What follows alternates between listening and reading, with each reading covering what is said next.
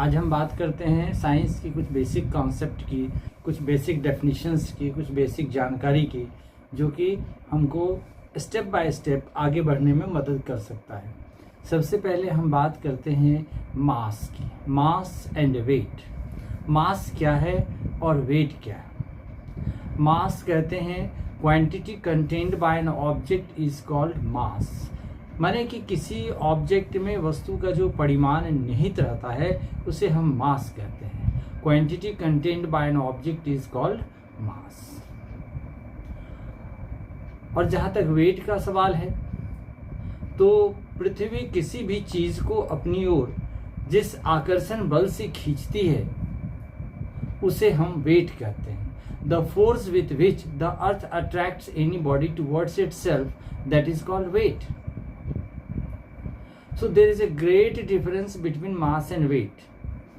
Mass is a scalar quantity, whereas weight is a vector quantity. Mass scalar quantity इसलिए है कि इसमें direction नहीं है। जिसमें डायरेक्शन नहीं होता है वह स्केलर क्वांटिटी कहलाता है, और जिसमें डायरेक्शन होता है वह वेक्टर क्वांटिटी कहलाता है। तो वेट जो है वह वेक्टर क्वांटिटी है, क्योंकि पृथ्वी किसी भी ऑब्जेक्ट को अपनी ओर जिस आकर्षण बल से खींचती है वो डायरेक्शन हुआ पृथ्वी की ओर, तो यह डायरेक्शनल हुआ, इसलिए यह वेक्टर क्वांटिटी है। The force with which the earth attracts any body towards itself, that is called wait.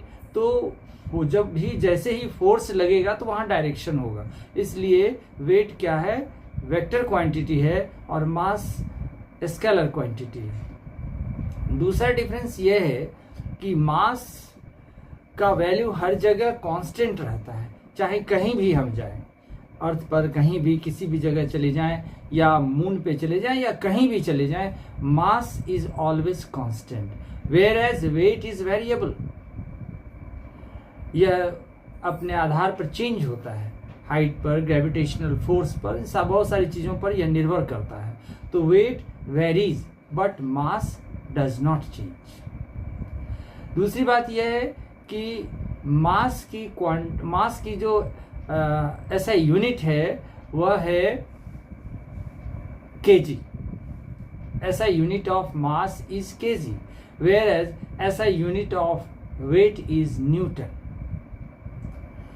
Also mass can be measured with the beam balance. Mass is measured with the beam balance, whereas weight is measured with the spring balance. So we find a lot